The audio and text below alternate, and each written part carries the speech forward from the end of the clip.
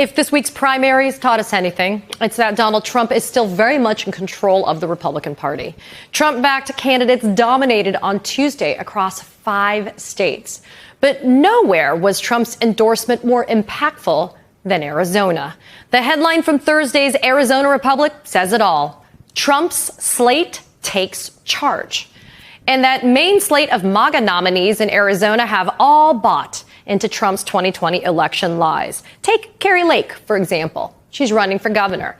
She's a former local TV news anchor who gained national fame for peddling those wild election conspiracy theories. Lake has said that had she been governor in 2020, she would not have certified Joe Biden's election victory.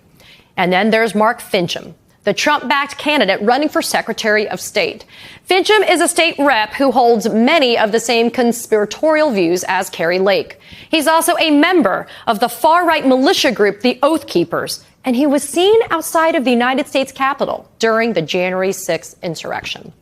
Both the governor and Secretary of State will have key roles in the state's 2024 presidential election. And having Lake and Finchem in charge would be sort of like putting the arsonist in charge of the fire department. But of course, Democrats in Arizona have their own slate of candidates, and they are making for an interesting contrast. Arizona Secretary of State Katie Hobbs just won the Democratic nomination for governor and will be taking on Lake in November. In her current role, Hobbs oversaw the state's 2020 election and certified Joe Biden's win alongside current Republican Governor Doug Ducey. Adrian Fontes is the Democratic nominee for Secretary of State. Back in 2020, he was the Maricopa County recorder, tasked with running the election in the 4th most populous county in the country. In the days following the 2020 election, Fontes withstood demonstrations by angry pro-Trump protesters outside of his office. They were demanding Fontes continue the vote count, even though that's exactly what he was doing. Their demonstrations actually disrupted the voting process, but Fontes and his team finished the job anyways. Joining me now is Adrian Fontes. Adrian, thank you so much for being here. Can you start off by telling us how you envision and how you see the stakes of your Secretary of State race in Arizona? I mean, let's be blunt. What is the choice that is facing voters there?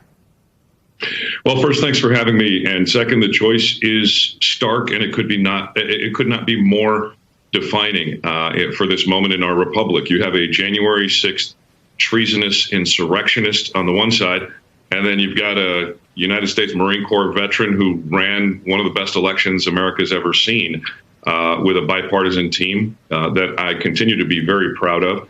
Our operation beat back the cyber ninjas. We defeated, with our good work, every single challenge that came up. And I want to make sure that all of the voters in the entirety of the state of Arizona have those opportunities in the future. So the choice could not be more black and white. You know, Adrian, we may say in jest sometimes, what is in the water in Arizona? I mean, I say it myself, but we have to be very serious about what is at stake. You mentioned the fact that somebody like your opponent, Mark Finchem, you know, he's running on this platform where he wants to ban early voting, for example, restrict mail-in ballots. He's suing to suspend the use of all electronic vote counting machines. And he's co-sponsored a bill that would give the state's Republican legislature authority to overturn election results. I mean, pretty much taking away a citizen's vote and what it counts for. I think one way to ask you, or one way of looking at it, is to ask you, what would that 2020 election have looked like if Mark Finchem had been in charge? Well, it would have been a complete disaster, and I think that's pretty plain. The important thing, though, is particularly here in Arizona, we as Democrats have to take it to the Republicans.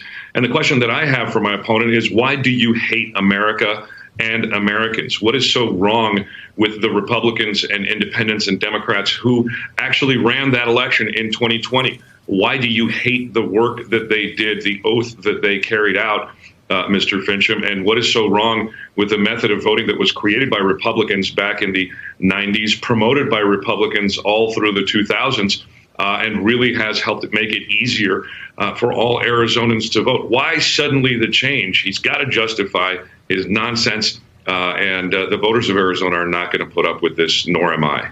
It's not just your race. There's also that race for governor. In that race, Kari Lake has made claims of fraud prior to Tuesday's primary elections, but she ended up winning the race anyway. So she was posed this very interesting question a day after the election. Let's take a listen.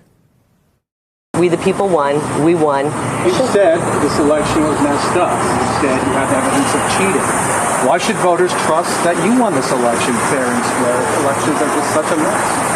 Well, we have a lot of evidence of irregularities and problems, and we're going to address those. Will you release it? I'm not going to release it to the fake news, but we'll release it to the authorities. Why not? Unbelievable. So, Adrian, I want the viewers to understand and know. Has Kari Lake presented any legitimate claims of voter fraud in those primaries? None of them have. Neither Kari Lake nor Mark Finchem nor Karen Fann nor any of these folks have ever presented any real evidence.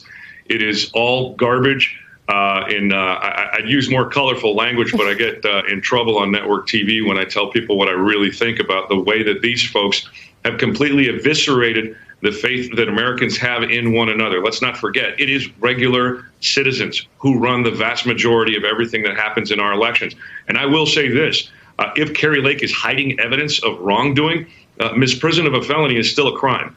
And she's got to come forward with it. But it doesn't make any sense, does it? She says a week and a half ago, 2 weeks ago, like Mark Finchem did, that if they lose, there's something wrong with the election. But now they're winning, and apparently everything's okay. So we know that they are being petulant.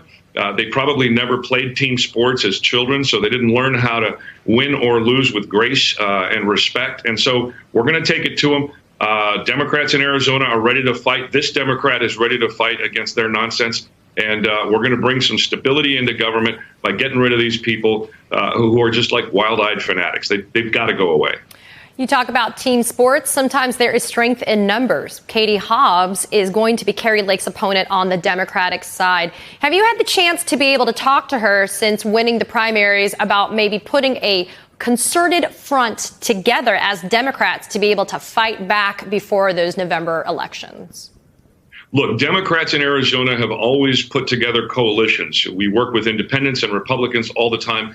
I have beaten the Republican voter registration advantage by bringing folks over every time I've run for office. And let's not forget, it's not so much just about Democrats working together among ourselves and with independents and Republicans, but Mark Finchem lost 59% of Republicans. Think about that. 59% of Arizona's Republican voters did not want Mark Finchem to be their nominee. That's real. He is weak. We're going to take him down in the fall, and we're going to work together with any voter of any stripe to make sure that Arizona continues to have solid, free, and fair elections. That's what this old Marine is going to do, and I'm very excited to be running for Arizona Secretary of State. Adrian Fontes fighting the good fight in Arizona. I, along with America, will be watching very carefully your race. Thank you for being here today. Thanks for having me. Appreciate it.